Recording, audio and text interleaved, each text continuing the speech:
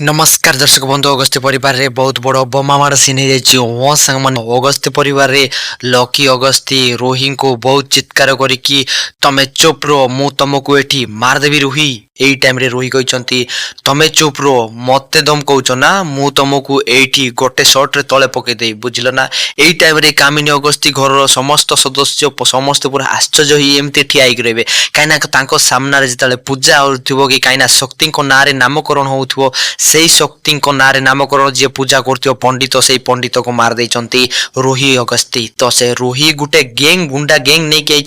से गुंडा गैंग अगस्ती परिवार को समस्त को डराउछि। फाइनली रोही चिकी कहचंती कि रोही तू भलो हबो एठारु तू चल जा तो गैंग नहीं को आम परिवार सब एक हे जाइछु तू एई साथी रे मिसई कि एपटे माधवी भी कहचंती मो भी एई परिवार सहित एक हे जाइछि रोही तू एठारु तो गैंग नहीं कि पळे जा नल तोर भलो हबनी तोर भलो दशा कहूछि इमिडिएटली जा नल हम पुलिस को दे देबो। तो एई टाइम रे रोही कहचंती कि देखिलो ना मु कहूथिली से पुलिस कथा जदी पुलिस कथा केई एठी उठेछि आखि उठेकी कहिछि पुलिस को फोन करी कहिछि ना ए ब्राह्मण रो ए पूजारी रो जहा अवस्था हेछि तम मानकर गटी गटी की सेई अवस्था हबो तो भलो को दशा कहूछि एठारु तमे जल्दी जल्दी चली जाओ किंतु केही सुनिबेनी। तो समस्त एकजुट हे कहबे कि आमे सब एबे एकजुट हेछु काहा कथा सुनिबनु। तो एई टाइम रे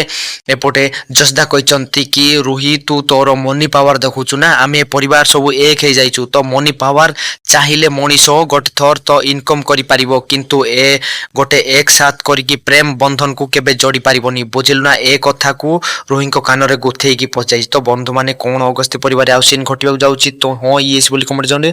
तो वीडियो उडे लाइक कर दे। जय जन नमस्कार।